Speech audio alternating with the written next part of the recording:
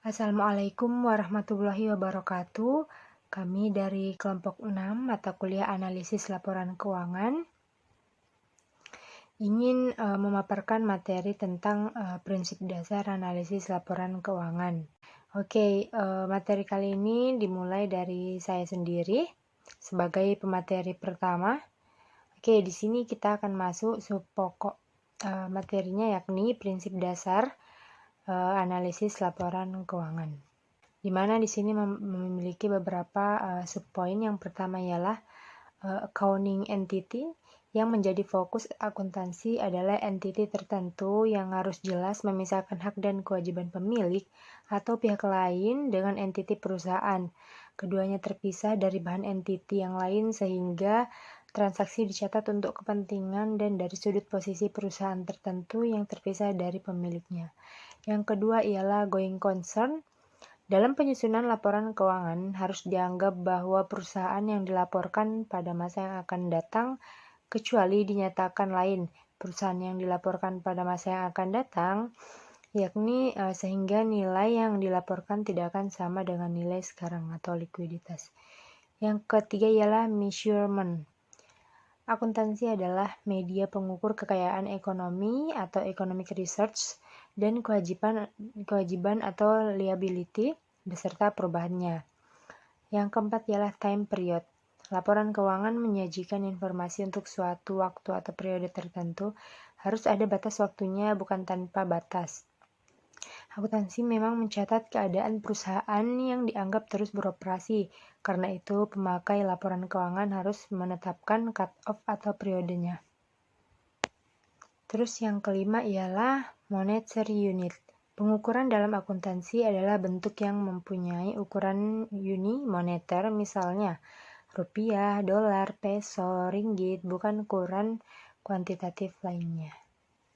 Oke, yang keenam ialah accrual. Penentuan pendapatan dan biaya dari posisi harta dan kewajiban ditetapkan tanpa melihat apakah transaksi kas telah dilakukan. Yang ketujuh ialah exchange price.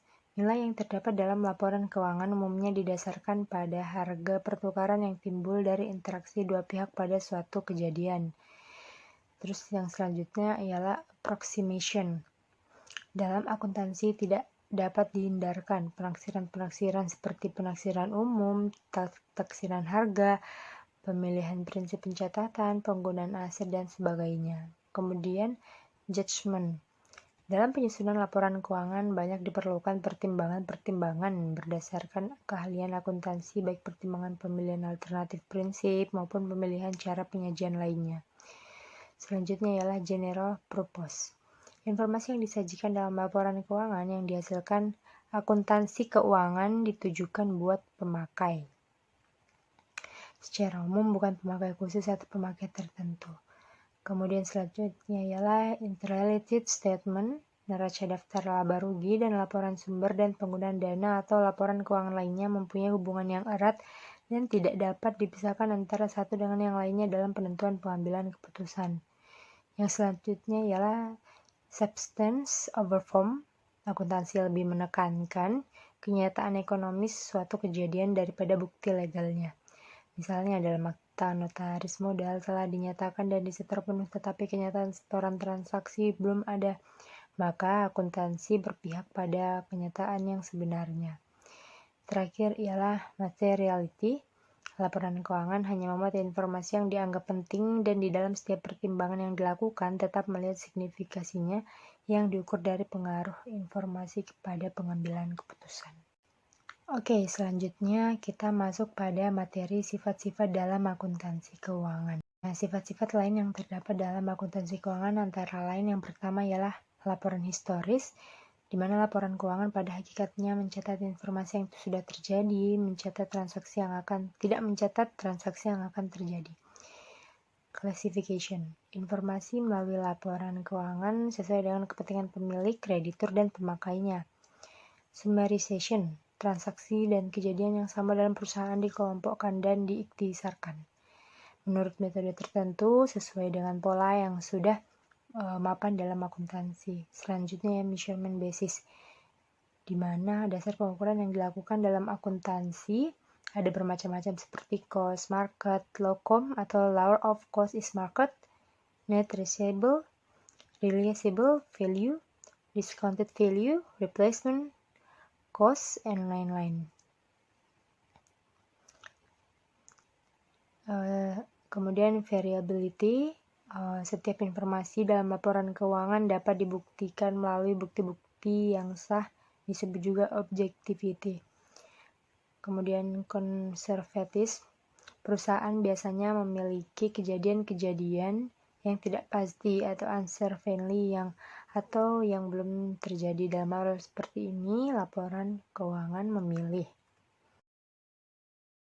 angka yang kurang menguntungkan. Laporan keuangan memilih dan menilai aset dan pendapatan yang paling minimal. Misalnya rugi yang belum direalisir tapi sudah ada dasar yang dapat dicatat, sedang laba yang belum direalisir sudah ada indikasi laba yang belum dapat dicatat sebagai laba. Kemudian technical terminology, banyak istilah yang digunakan dalam laporan keuangan mampukan teknisi akuntansi yang dimilikinya dan punya pengertian di bidangnya yang berlaku khusus untuk akuntansi, berbeda dengan umum yang harus dipahami oleh pembaca. Kemudian audiens, yakni pemakai laporan keuangan dianggap sebagai dunia bisnis dan mereka yang sudah dianggap tahu istilah akuntansi dan bisnis. Oke, sekian dari pemaparan materi dari saya. Akan dilanjutkan oleh anggota kelompok saya. Terima kasih. Assalamualaikum warahmatullahi wabarakatuh. Saya Nurul Alifah Humaira dengan NIM 19921421027 dari kelas A. Jadi pada kesempatan kali ini saya akan menjelaskan prosedur dalam menjalankan analisis laporan keuangan.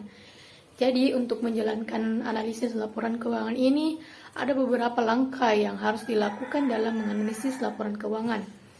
Jadi yang pertama, kita perlu memahami latar belakang data keuangan perusahaan. Hal ini mencakup pemahaman tentang bidang usaha dan kebijakan akuntansi yang dianut perusahaan tersebut. Kemudian yang kedua, kita perlu memahami kondisi-kondisi yang berpengaruh pada perusahaan. Hal ini yaitu mencakup informasi mengenai tren atau kecenderungan industri di mana perusahaan beroperasi, seperti perubahan teknologi, kemudian perubahan selera konsumen, dan beberapa faktor seperti faktor ekonomi, yaitu perubahan pendapatan per kapital, tingkat bunga, kemudian tingkat inflasi, dan tingkat pajak. Selain itu juga kita perlu perhatikan perubahan yang terjadi di dalam perusahaan itu sendiri, seperti perubahan posisi manajemen kunci. Langkah selanjutnya yaitu kita perlu mempelajari dan mengamati laporan keuangan secara menyeluruh. Tujuan ini adalah untuk memastikan bahwa laporan keuangan sudah jelas dalam menggambarkan data keuangan yang relevan dan sesuai dengan standar akuntansi keuangan. Kemudian yang terakhir yaitu menganalisis laporan keuangan. Gunanya berbagai metode dan teknik analisis yang ada dapat menganalisis laporan keuangan dan mengimplementasikan hasil analisis tersebut. Kemudian tujuan analisis laporan keuangan. Jadi ada beberapa tujuan analisis laporan keuangan. Yang pertama adalah analisis laporan keuangan dijadikan sebagai tolak ukur untuk memproyeksikan posisi keuangan di masa mendatang. Kemudian untuk mengamati kondisi perusahaan, permasalahan, dan manajemen operasional maupun keuangan. Kemudian yang ketiga sebagai alat ukur untuk melakukan efisiensi di semua departemen perusahaan. Kemudian sumber informasi untuk mengambil keputusan strategi untuk perusahaan. Yang terakhir yaitu evaluasi kerja perusahaan baik dengan perusahaan lain maupun kondisi perusahaan lintas periode akuntansi.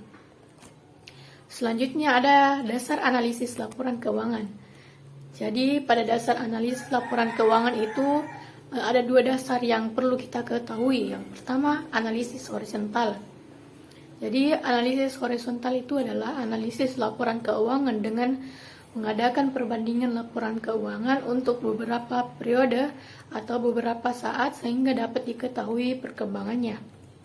Kemudian Analisis yang kedua yaitu analisis vertikal, disebut juga sebagai metode analisis yang strategis karena kesimpulan yang diperoleh hanya untuk periode itu saja tanpa mengetahui perkembangannya. Analisis vertikal digunakan apabila laporan keuangan hanya meliputi satu periode saja atau pada suatu saat saja dengan mempertimbangkan antara pos satu dengan pos yang lainnya dalam laporan keuangan tersebut, sehingga akan diketahui keadaan keuangan atau hasil operasi pada saat itu saja. Itulah yang bisa saya sampaikan. Assalamualaikum warahmatullahi wabarakatuh. Nah, materi selanjutnya yaitu tentang metode analisis laporan keuangan, di mana 4 metode dalam melakukan analisis laporan keuangan. Yang pertama adalah metode analisis. Metode analisis merupakan metode yang membandingkan laporan keuangan beberapa tahun lalu dengan membuat perkiraan tren atau grafiknya. Hal ini yang dibutuhkan adalah pengetahuan statistik. Nah, yang kedua adalah metode komparatif. Metode ini adalah metode membandingkan laporan keuangan tahun ini dengan tahun sebelumnya, di mana membandingkan angka-angka di beberapa laporan, lalu bandingkan laporan keuangan yang relevan dengan laporan keuangan angka yang signifikan. Yang ketiga adalah metode indeks time series, yaitu menggunakan laporan keuangan yang dijadikan indeks, di mana indeks tersebut dijadikan sebagai acuan tahun dasar, dan tahun dasar tersebut diberi indeks 100. Yang keempat adalah common size financial statement, di mana laporan keuangan dijadikan model presentasi atau presentasi tersebut dibuat dari data yang dianggap penting atau neraca atau laba rugi. Nah, materi selanjutnya itu tentang teknik analisis laporan keuangan. Terdapat beberapa teknik yang dapat dijadikan tolak ukur untuk menilai posisi keuangan pada perusahaan. Yang pertama yaitu teknik analisis pertumbuhan.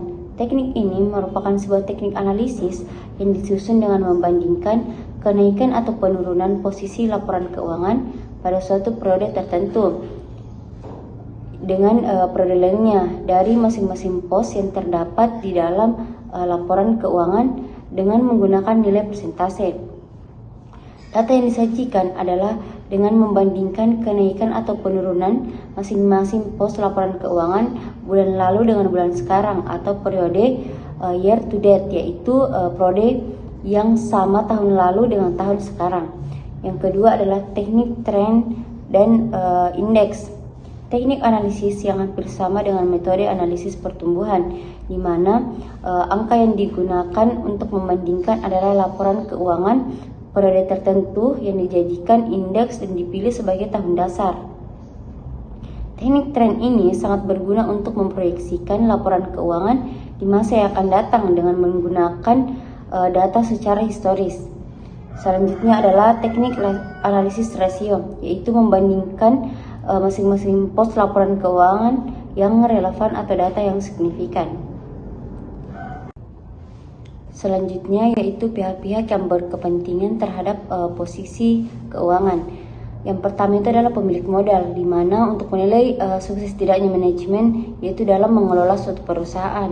Yang kedua adalah manajemen, untuk mengetahui kemajuan serta perkembangan perusahaan yang dipimpinnya agar dapat dibuat atau disusun di perencanaan untuk masa yang akan datang.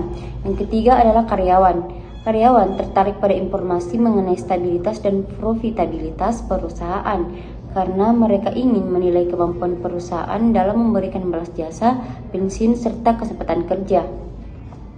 Selanjutnya adalah para investor atau penanam modal. Dari laporan keuangan yang disajikan, investor akan memutuskan apakah mereka menanamkan modal kepada perusahaan atau tidak. Selanjutnya ada kreditur atau pemberi pinjaman. Kreditur tertarik dengan informasi keuangan untuk memutuskan apakah pinjaman serta bunganya dapat dibayar pada saat jatuh tempo dan apakah kredit yang diberikan cukup mendapat jaminan perusahaan. Selanjutnya atau yang terakhir itu pemerintah. Pemerintah berkepentingan terhadap laporan perusahaan untuk menentukan besarnya pajak yang harus ditanggung oleh perusahaan. Nah, mungkin itulah pemaparan materi dari kelompok kami, yaitu kelompok 6, analisis laporan keuangan. Kurang dan lebihnya mohon dimaafkan, dan saya akhiri dengan ucapan Assalamualaikum warahmatullahi wabarakatuh.